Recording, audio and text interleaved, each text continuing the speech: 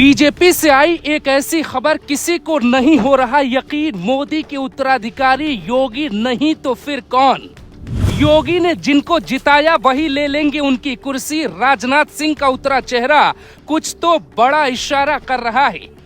मोदी का हुक्म ही आदेश, मोदी की लाइन ही लक्ष्मण रेखा। नागपुर आरएसएस मुख्यालय में देवेंद्र योगी पर फंसा पेच।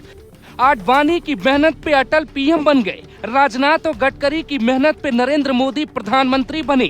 अब योगी की मेहनत पे क्या कोई और बाजी मार लेगा। महाराष्ट्र में योगी की मेहनत के कारण ही बीजेपी को ये शानदार जीत मिली, लेकिन 2 दिन बाद इस चर्चा ने योगी समर्थकों का दिल तोड़ दिया कि महाराष्ट्र के देवेंद्र फडणवीस और यूपी के योगी आदित्यनाथ में ही दांव फंस गया।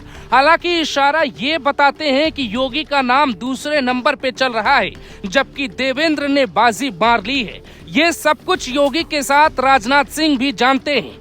ऐसा कहा जा रहा है कि देवेंद्र को लेकर अचानक ऐसी चर्चा इसलिए चल रही है क्योंकि जब शिंदे गुट गठबंधन तोड़ के जा रहा था तब एक शर्त रखी गई। ऐसी शर्त रखी गई जिसके बाद देश की सियासत के सारे समीकरण बदल गए। तो पहले समझिए देवेंद्र कैसे योगी को पीछे छोड़कर आरएसएस और मोदी की पहली पसंद बन सकते हैं।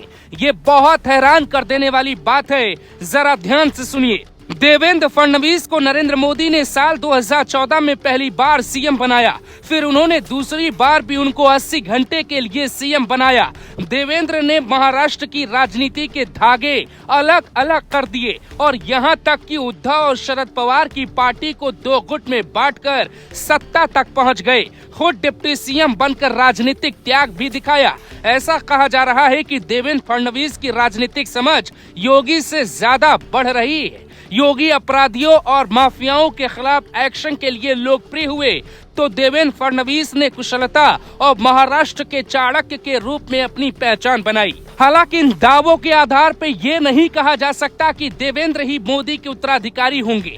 जिस हिसाब से पीएम मोदी ने सेकंड लाइन तैयार की है उसमें योगी और देवेंद्र पे सबकी नजर है। योगी की लोकप्रियता देवेंद्र से कहीं ज्यादा है, लेकिन देवेंद्र फडणवीस कुशल राजनेता भी माने जाने लगे हैं। देवेंद्र के पीछे नितिन गडकरी का भी हाथ है, क्योंकि गडकरी और देवेंद्र नागपुर के रहने वाले हैं। मोदी, शाह और आरएसएस का पूरा आशीर्वाद है, ऐसा राजनीतिक पंडित भी कहते हैं। जनता में देवेंद्र से ज्यादा लोकप्रिय योगी आदित्यनाथ हैं। योगी का कद हिंदुस्तान के अलावा विदेशों में भी है।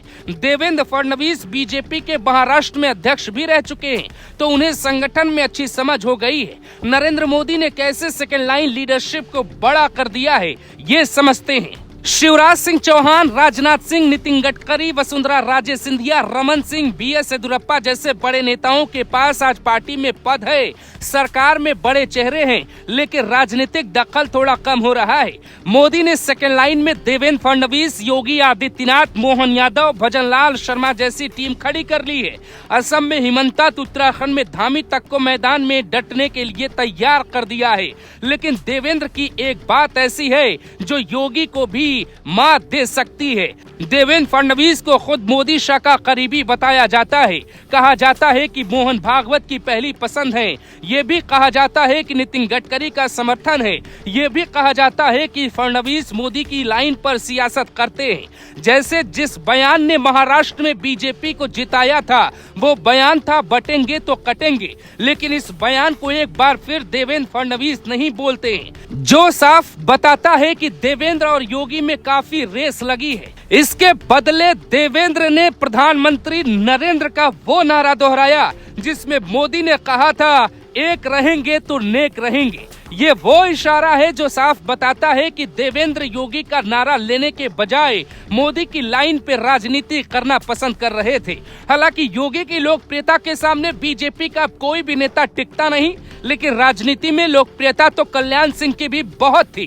कल्याण सिंह आज के योगी की तरह उस दौर में बेबाक थे जब केंद्र और राज्य में बीजेपी का कद बहुत ताकतवर नहीं था, लेकिन दुनिया जानती है कल्याण सिंह को सत्ता से बाहर करने, राजनीतिक कद छोटा करने, उन्हें दिल्ली पहुंचने से रोकने के लिए किन किन लोगों का हाथ था। तो ये सवाल जनता के जहन में आज आने लगा है कि देवेंद्र कहीं अटल की तरह पीएम न बन जाए और योगी कहीं कल्याण की तरह अपनों के बिछाए जाल में बुरी तरह फंस न जाए।